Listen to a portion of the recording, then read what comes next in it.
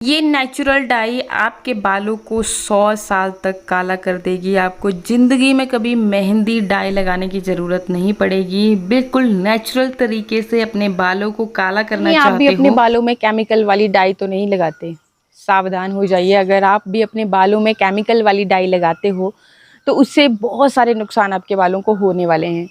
सबसे पहला नुकसान तो आपको देखने को मिलता होगा कि आपके बाल जो हैं बहुत ज़्यादा झड़ते होंगे। दूसरा जो नुकसान है कि कहीं पर भी आपने मान के चलो आपके यहाँ से बाल सफ़ेद हो गए, इसको कवर करने के लिए आपने केमिकल वाली डाई लगाई, तो जो जहाँ पे बाकी बालों को भी वो टच करेगी, वहाँ के सारे जो काले बाल भी हैं ना, वो भी सफ़ेद हो जाएंगे। मतलब इतना नुकसान हो रहा है।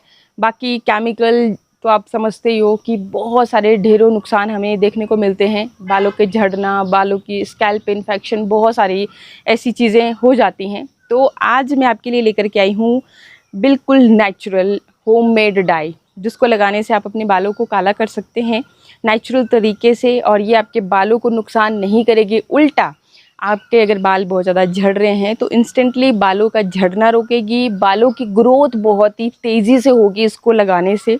इसमें जो इंग्रेडिएंट हमने इस्तेमाल किए हैं वो ऐसे इंग्रेडिएंट हैं जो कि आपकी हेयर ग्रोथ को प्रमोट करते हैं। तो चलिए फटाफट से देखते हैं कि किस तरीके से आपने इस डाई को तैयार करना है। सबसे पहले तो आप देख रहे होंगे मेरे हाथ में ये लोहे का बर्तन है, और इसमें जो ये आप काला काला देख रहे हैं, ये डाई बनाई हुई है मैंने।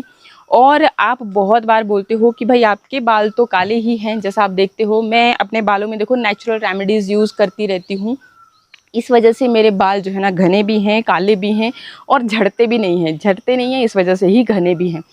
स्ट्रेट हैं, अच्छे हैं, मतलब कि जो भी है बालों का टेक्सचर अच्छा है। मुझे अपने बाल बहुत पसंद है, अब कोई कुछ भी बोले लेकिन मुझे बहुत पसंद है। अभी मैंने बाल धोए नहीं है, तो उस वजह से जब चोटी बनाते हैं ना, तो थोड़ा सा ये इस तरह के रिंकल से बन जाते हैं। वो आपको दिख रहे होंगे थोड़े बहुत, तो मैं बोल नहीं सकती। अदरवाइज़ सिल्की शाइनी अच्छे बाल हैं। तो डिफरेंट डिफरेंट रेमेडीज़ मैं अपने बालों में अप्लाई करती रहती हूँ, जो कि मैं आपके साथ भी शेयर करती हूँ। और उसके लिए अगर अभी तक चैनल को सब्सक्राइब नहीं किया है तो चैनल को ज़रूर सब्सक्राइब कर लीजिए। Skin care, fitness, hair care, सभी वीडियोज़ मैं आपके साथ शेयर करती रहती हूँ। एंड वीडियो अच्छा लगे तो लाइक करना और शेयर करना अपने फ्रेंड्स के साथ। चलिए, तो ये जो लोहे का बर्तन आप देख रहे हो, इसकी वजह से ही जो रेमेडी है उसमें बहुत ये काला सा कलर आता है। और मैंने एक चीज़ आपके साथ लगभग हर वीडियो में ही शेयर की है कि एक इंग्रेडिएंट है आंवला, जो कि ऑक्सीडाइज होता है इस लोहे के बर्तन के साथ और गहरा काला कलर छोड़ता है। एक कोट की तरह कोटिंग आपके बालों में होती जाती है उससे। जैसे कि अगर आप मेहंदी लगाते होंगे, तो मेहंदी लगाने से क्या होता है कि जब आप फर्स्ट टाइम मेहंदी लगाओगे तो आपके बालों में वो गहरा, वो बरगंडी सा कलर नहीं आएगा। आपके बालों में आएगा हल्का पीला पीला सा कलर। फिर जब आप बार बार मेहंदी को अप्लाई करते रहते हो तो फिर वो कोटिंग चढ़ती रहती है, और नतीजा होता है कि आपके बाल एक स्टेज पे बहुत ही फिर एकदम लाल से बरगंडी कलर के दिखते हैं। ठीक है, तो वो एक बारी में नहीं होता, रेगुलर आपको चीज़ों को यूज़ करना पड़ता है। तो यहाँ पे जो डाई मैंने आज बनाई है वो एक ऐसा इंग्रेडिएंट लिया है। आप अपने अकॉर्डिंग ज़्यादा कम बना सकते हो। ये मैंने थोड़ी सी इसलिए बनाई क्योंकि आज मैं, बहुत बार आप बोलते हो कि भाई किसी सफ़ेद बालों वाले पे अप्लाई करके दिखाओ, तो ये मैंने हस्बैंड के लिए बनाई है, उनके बालों के हिसाब से, मतलब इतना काफ़ी है। बाकी मेरे बाल आप देख ही रहे हो लॉन्ग लेंथ के हैं, तो थोड़ा ज़्यादा क्वान्टिटी चाहिए होती है, तो क्वान्टिटी आप अपने हिसाब से कम ज़्यादा बना सकते हैं। तो कैसे बनानी है इस डाई को? इस डाई को बनाने के लिए मैंने लिया है नारियल का जो बाहर वाला छिलका होता है ना, जटें सी, मैं आपको यहाँ पे दिखा रही हूँ। तो इस तरीके का ये छिलका आपको लेना है, और ये जो छिलका है ना इतना गुणकारी होता है। अगली बार जब भी आप कभी नारियल खाएं, यूज़ करें, तो उसका जो ये छिलका है आपने फेंकना नहीं है, इसको स्टोर करके रख लेना भाई, बहुत काम की चीज़ है। ना सिर्फ आपके बालों के लिए रेमेडी ही बना रही हूँ इसकी, इवन अगर आपको पाइल्स की समस्या है तो उसमें भी ये बहुत कारगर है। इसकी ना भस्म बनानी होती है, मतलब इसको आपने, जैसे राख बनती है, किसी भी चीज़ को हम जला देते हैं तो उसकी राख बनती है, तो वो जो राख है वह सेम वही आपकी पाइल्स की दिक्कत में भी काम करती है, और आपके बालों को काला करने का भी काम करेगी। यहीं से आप अंदाज़ा लगा लीजिए कि इसमें ढेरों पोषक तत्व हैं जो कि आपके हेयर ग्रोथ को प्रमोट करेंगे, आपके बालों को काला करेंगे। और अगर किसी को पाइल्स की समस्या है तो उसमें भी ये यूज़ की जाती है। पाइल्स की समस्या के लिए ऐसे यूज़ की जाती है कि आपने नारियल का ये छिलका लिया, इसको आपने जला दिया। जैसे भी आपको सूटेबल लगे डायरेक्ट आप गैस के ऊपर ऐसे इस तरीके से पकड़ करके, एकदम से वो नीचे को नहीं गिरेगी, तो वैसे भी आप कर सकते हो। और या फिर आप किसी इस तरह से, मैंने तो ये आयरन का बर्तन नहीं रखा है ताकि आयरन के गुण भी मिलते रहें रेमेडी को, तो इसी में आपने रख के माचिस से जला करके इसका राख बना लीजिए, जैसे भी आपसे सूटेबल हो रहा है, बट आपने राख बना लेनी है। तो ये जो राख बनेगी इसको आप स्टोर करके रख लीजिए एयर टाइट कंटेनर में। आप इसी से फिर रेमेडी भी बना सकते हैं। और अगर आपको इस तरह की पाइल्स की दिक्कत है तो आपने क्या करना है कि वो जो राख बनी, बस लगभग 2 चुटकी उठानी है और दही लेना है आपने। ज़्यादा खट्टा नहीं होना चाहिए दही, या फिर छाछ भी ले सकते हो, जो भी आपको सूटेबल लगे। उसके 1 चम्मच अगर आपने दही लिया तो उसमें 2 चुटकी मिक्स करके आपने खा लेना है। दिन में 1 ही बार खाना है, बहुत बार बार नहीं खाना है। और देखो आयुर्वेदिक ये जो चीज़ें हैं, मैं भी अपनी उससे नहीं, मैं भी चीज़ों को स्टडी करती हूँ, वहीं से बताती हूँ और एक्सपेरिमेंट भी करती हूँ। जैसे दिक्कत हो रही हो किसी को तो उसके साथ यूज़ करके देख लिया। बाकी अपने ऊपर जैसे स्किन केयर, हेयर केयर की वीडियोस बनाती हूँ तो वो चीज़ें मैं अपने ऊपर अप्लाई करती हूँ। जब बेस्ट रिजल्ट आते हैं तब मैं आपके साथ शेयर करती हूँ। तो यहाँ पे आपने फिर वो राख तैयार कर लेनी है। ना सिर्फ आपने नारियल का छिलका ही लेना है, पहले आप राख तैयार कर लीजिए नारियल के छिलके की, जब आप हेयर ग्रोथ के लिए रेमेडी बना रहे हो। फिर आपने दूसरा एक और इंग्रेडिएंट लेना है, वो क्या है, प्याज के छिलके। अगली बार आप प्याज के छिलके भी बिल्कुल नहीं फेंकोगे जब भी आप प्याज को इस्तेमाल करोगे, क्योंकि ये प्याज के जो छिलके होते हैं इनमें सल्फर, पोटाशियम भरपूर मात्रा में होता है, जो कि आपके हेयर फॉल अगर किसी को हो रहा है, इवन अगर आप इसे रेगुलर इस्तेमाल करोगे ना प्याज के छिलकों को, जैसे भी आप चाहें, चाहे इसे आप इस तरह से राख बना करके, रेमेडी बना करके यूज़ कर सकते हैं, या फिर सिंपल तरीका बताऊं आपको कि आपने क्या करना है कि ये जो छिलके हैं उनको 1 गिलास पानी में अच्छे से बॉईल कर लीजिए। वो जो पानी है उसको रेगुलर अपने बालों में लगाइए। गंजे सिर के ऊपर भी बाल उगाने की प्याज रखता है प्याज, और प्याज से ज़्यादा गुणकारी होता है उसका छिलका, लेकिन हम उसको भी फेंक देते हैं। अगर आप उसको इकट्ठा करते एक जगह पे, मतलब कोई भी थोड़ा सा गड्ढा कर लीजिए ज़मीन में, उसमें आप डालते रहिए, तो वो जो खाद बनेगी ना बहुत ज़्यादा वो पौष्टिक होती है। उससे मतलब कि आपके जो पौधे हैं बहुत ही जल्दी ग्रो करना शुरू करते हैं। ऑर्गेनिक चीज़ों का इस्तेमाल करना चाहिए। आजकल हम स्प्रे का, जो भी सब्जियां आती है मार्केट में, तो स्प्रे उन पे लगी रहती है और केमिकल, ढेरों केमिकल ही केमिकल हैं, तो उसी वजह से हमारी सेहत भी उतनी अच्छी नहीं है। चलिए अभी रेमेडी पे फोकस करते हैं। तो आपने यहाँ पे क्या किया, नारियल का छिलका जला लिया, उसकी राख जितनी क्वान्टिटी में आपको चाहिए उतनी आप यहाँ पे तैयार कर सकते हैं। साथ ही साथ अब आपने राख तैयार कर दी। अब देखो इसको, ये जो बर्तन है राख वाला, जो नारियल की छिलके की राख है, इसको रख दिया हमने गैस के ऊपर, और इसमें आपने डाल देने हैं प्याज के छिलके। अब इसको बस आपने, जैसे हम कोई भी चीज़ रोस्ट करते हैं उस तरह से रोस्ट करनी है। अगर आपके नारियल के छिलका भी अच्छी तरह से, मतलब कि नहीं राख उसकी तैयार हो पाई है, तो ये भी साथ साथ में अच्छे से हो जाएगा। और बाकी जो ये छिलका है, ये खुद ही देखोगे आप थोड़ी देर में धुआं आने लगेगा और ये बिल्कुल आपकी एक राख की तरह कन्वर्ट हो जाएगा। ठीक है जी, 2 इंग्रेडिएंट अभी तक इस्तेमाल किया हमने। और अब क्या करना है, जब ये बढ़िया से आपने इसी स्पून की मदद से आप क्रश करते जाइए ऐसे घुमा करके, आयरन के गुण भी आते जाएंगे इसमें, और ये जो राख है ये बिल्कुल एकदम पाउडर फॉर्म में आ जाती है।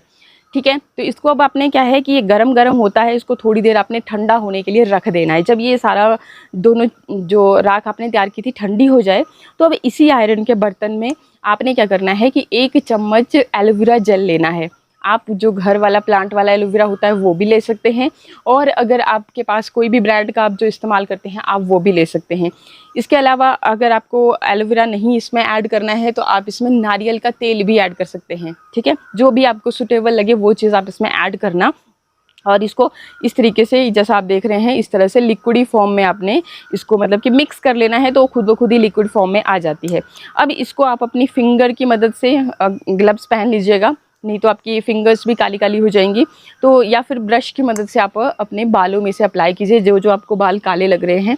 बाकी इसको अगर आपने अपने स्कैल्प पे भी बढ़िया से लगा देते हो तो इसके कोई नुकसान नहीं है, ये बिल्कुल आयुर्वेदिक एक चीज़ है, तो इसको आप लगा सकते हैं। जो केमिकल डाई आप लगाते हो वो गलती से आपके स्कैल्प पे लग जाती है तो आपके बाल झड़ना शुरू हो जाते हैं, लेकिन इससे आपको वो नुकसान भी देखने को नहीं मिलेगा। तो ये आपने बढ़िया से लगा ली अपने बालों के ऊपर, 1-2 घंटे के लिए छोड़ दिया, और फिर आप अपने बालों को धो लीजिए। जब आप बालों को धोगे, अगर आपने ऑयल का इस्तेमाल किया है तब तो आपको थोड़े चिकने लगेंगे बाल। अदरवाइज़ अगर आपने एलोवेरा की मदद से ही इसको बनाया था, तो अभी आपने एक बार के लिए, मतलब अभी जो धो रहे हो बालों को, तो आपने सिंपली प्लेन वाटर से साफ़ करना है, शैम्पू यूज़ नहीं करना है। शैम्पू आप नेक्स्ट डे यूज़ करना। अगर आपने एलोवेरा के साथ बनाया था, ऐसे ही आपने बालों को धो लिया, फिर उसके बाद अपने बालों को सूखने दिया और फिर अपने बालों में लगा लीजिए कोकोनट ऑयल, सिसमे ऑयल, बादाम रोगन, जो भी आप अपने हेयर ग्रोथ के लिए ऑयल इस्तेमाल करते हैं, तो वो आप ज़रूर लगाएं। ओवरनाइट उसे रखें और फिर नेक्स्ट डे आप अपना शैम्पू वाला रूटीन फॉलो कर सकते हो। तो इस तरीके से आप देखोगे कि आपके बालों पे एक काली परत चढ़ती जाती है, कोटिंग चढ़ती जाती है।